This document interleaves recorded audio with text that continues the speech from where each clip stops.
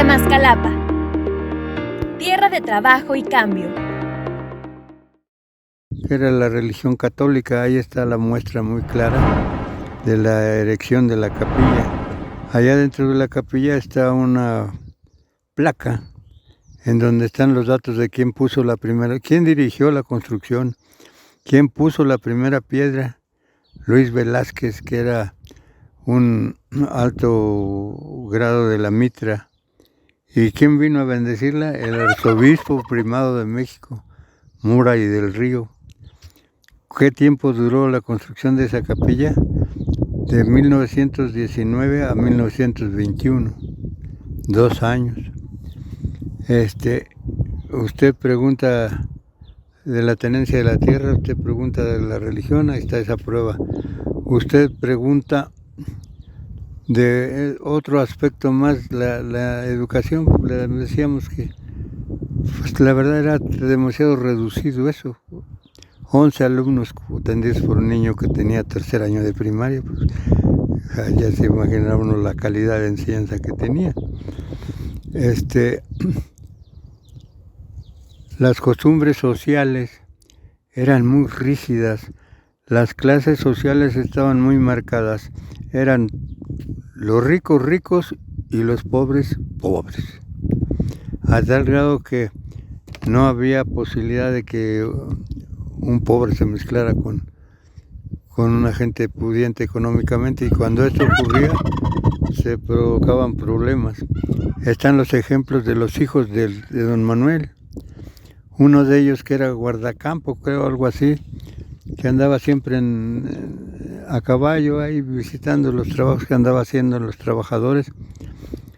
Tuvo relaciones sentimentales con una jovencita de Santana Tlachahualpa, y cuando le informó a su papá de que tenía la pretensión de casarse, que la respuesta, eso se comentaba en esa época, que la respuesta del hombre había dicho: ya era tiempo, ya es tiempo, ¿dónde pusiste los ojos? Y que le confesó dónde, en la persona que venía a dejar el almuerzo a su familiar acá al campo. Que eso fue poner el grito en el cielo del papá. Nunca creí tener un hijo tan tarugo. ¿Cómo vas a escoger una compañera en ese nivel? No vas a ver prepararte los platillos que estás acostumbrado a comer. No va a poder recibir visitas de tu nivel, porque no vas a saber sostener una conversación. Pues, pero ¿cómo se te ocurre eso? Y el muchacho que estaba pues con la ilusión de casarse y había escogido voluntariamente su pareja, le dijo: papá, pues yo te pretendí informarte para que me apoyaras, pero si no estás conforme, te informo que de todos modos me voy a casar. Ah, sí, cómo no. Está visto. Si ella no puede subir acá a tu nivel, tú sí puedes bajar allá. Así es de que tan luego decidas contraer un matrimonio, te me largas de aquí para allá. Y no, aquí puedes venir por asuntos de negocio, pero no por otra cosa. Y no cuentes conmigo para nada. Así de marcadas estaban las clases sociales, que andando los años por ahí, cuando la mamá iba a misa a Temascalapa, la interceptó el hombrito ese, ya casado allá en aquel pueblo, y que le dijo al carrero: párate, y que se detuvo la carreta, y que al hijo que estaba ahí en un caballo todo flaco y dado el cuas, le dijo: ¿qué quieres? Vengo a saludarte, mamá. Ya te dijo tu padre que solo puedes venir por negocios, por familiar ni te preocupes, a nosotros nos avergüenzas. Y que lo dejó con la palabra en la boca y se fue. ¿Por qué se comenta esto? Por señalar que las clases sociales eran así, muy marcadas, y había muchos prejuicios de eso, de cómo se impartía la justicia, terrible. La justicia, bueno, incluso el señor que uno de sus hijos que negoció la venta de la cosecha de alguna zona de aquí, no le hizo llegar el importe de la venta, pero sí firmó papeles para entregar, y que cuando se dio cuenta el contador, que era lo que le llamaban en esa época el tenedor de libros, que le reportó que lo había vendido uno de los muchachos. Que el papá no lo reprendió personalmente, sino que fue al juzgado y lo denunció por un robo que le había hecho al patrimonio de aquí, a tal grado que le pidió a la autoridad que le aplicara todo el rigor de la ley, y que el hijo fue a dar hasta la prisión de San Juan de Ulúa, que era una de las prisiones más terribles allá en Veracruz. Hasta allá lo tuvieron preso por haber falsificado la firma y haber cobrado un dinero de la cosecha de su padre. Por allá tendrán una idea de cómo se manejaba. Este señor que heredó el rancho, la primera generación, fue porque, viendo todos los atropellos que había hasta contra de los hijos, se fue mejor de aquí, que se fue cuando tenía 17 años y que regresó cuando tenía 35, pero que había viajado, que había estado en el norte del África, había estado en Europa, había estado aquí en América del Sur, y luego se había venido para acá, que cuando llegó aquí, lo primero que le preguntó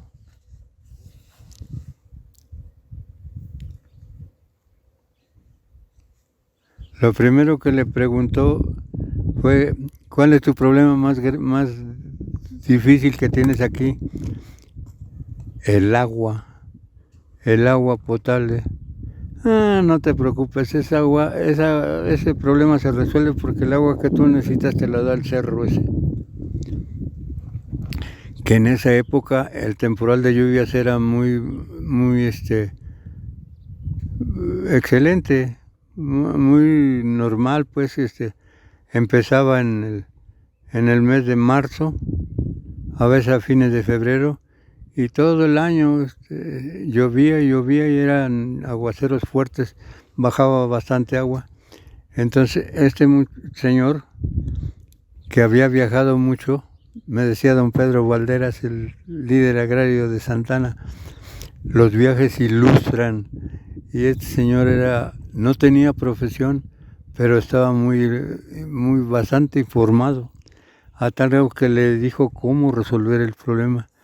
Vio los escurrimientos del cerro de la época de lluvias y los acaparó, y aquí hizo un recuadro que le llamaron aljibe.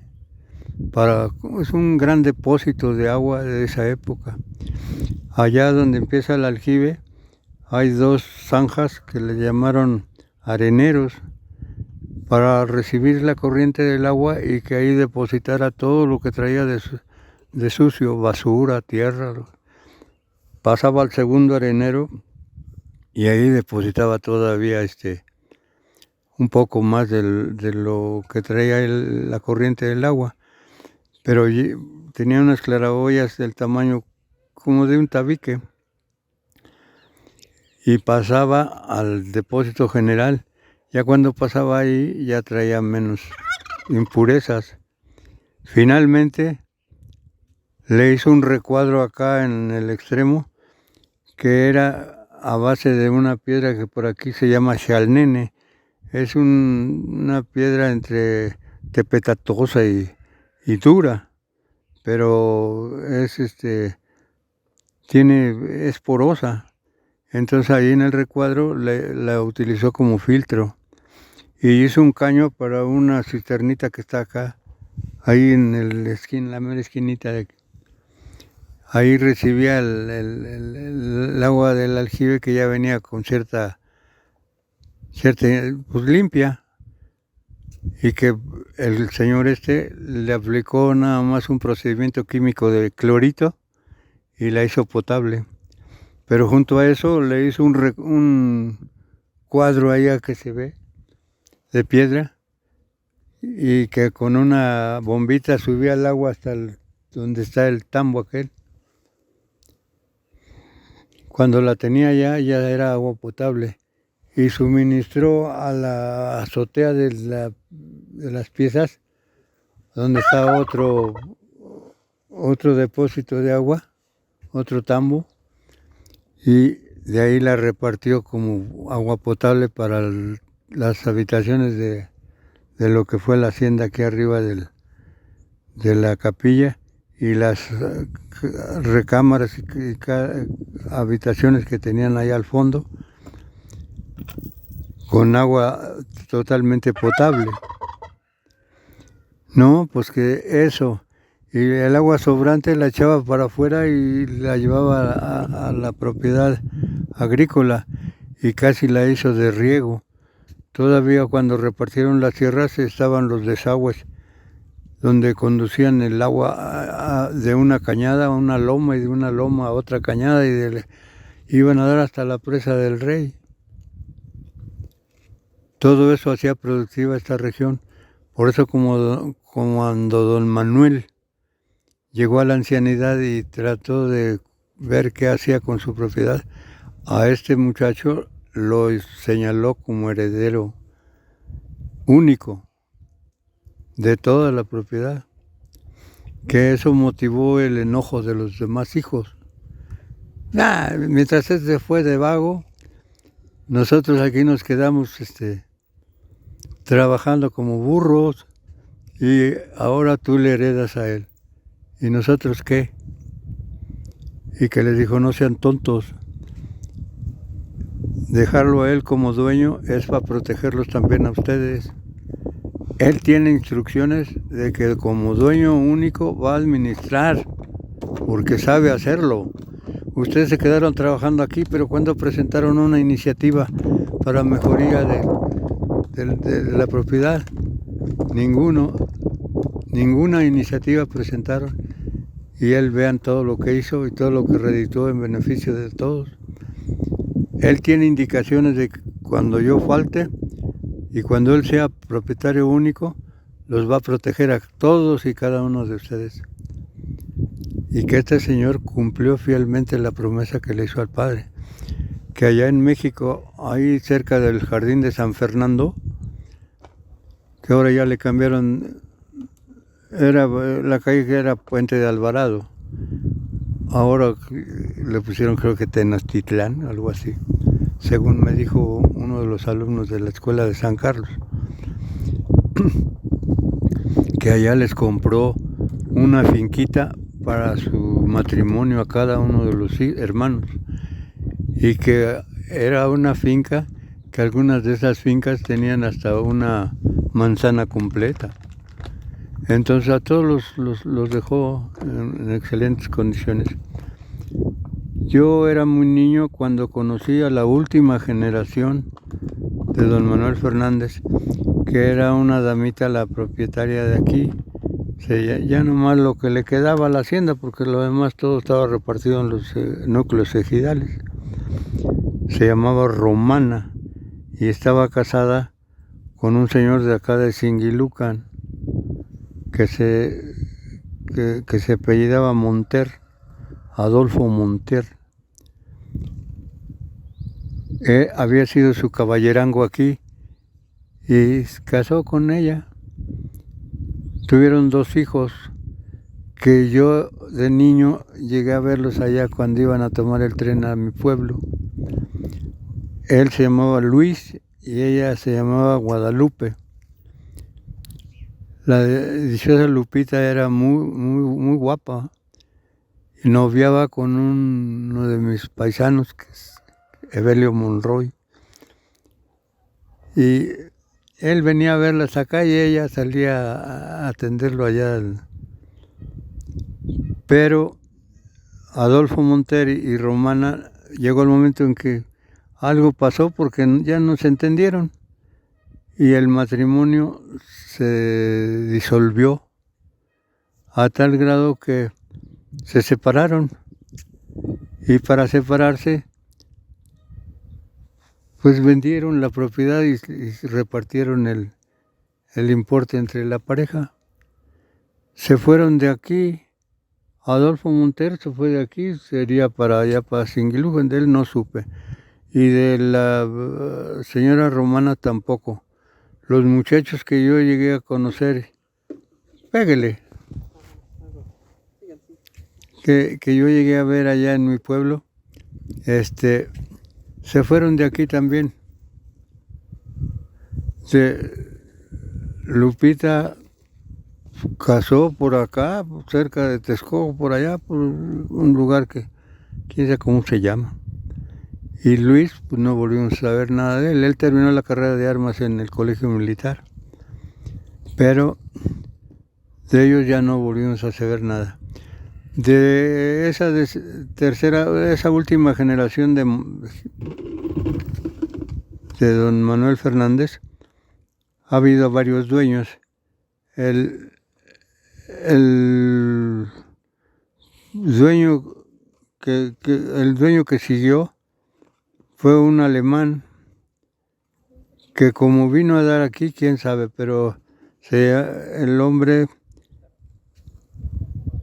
compró su extensión, el rancho, lo que quedaba, y como buen europeo vino y hizo modificaciones.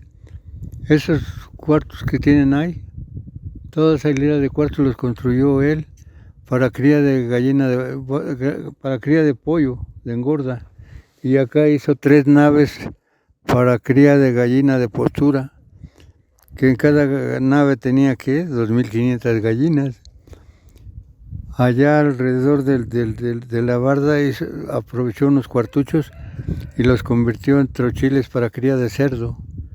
Y su papá, que tenía una cadena de tiendas de abarrotes en la Ciudad de México, le mandaba de aquí carne de pollo, embutidos, carne de cerdo, los embutidos que se labraban aquí, y huevo, lo que producían las gallinas acá. Tuvo varios tropiezos. El hijo, que era el que administraba aquí, se llamaba Walter Lickensen. Y Walter llegó a platicar con mi papá y le platicó por qué estaba desilusionado de aquí. En eso de que mandaba una vagoneta para la Ciudad de México, se la habían asaltado por ahí, por donde están ahora las Torres de la Luz. Como pensaron que traía el dinero cuando venía de regreso de llevar la mercancía, como no traía nada, pues él nomás se entregaba allá con el papá de Walter, y se entendían, pero a base de depósitos. Ya funcionaba el banco, que de 1929 a la fecha ya era banco. Entonces lo mataron al empleado. Ese fue un descalabro muy feo. Temascalapa, tierra de trabajo y cambio.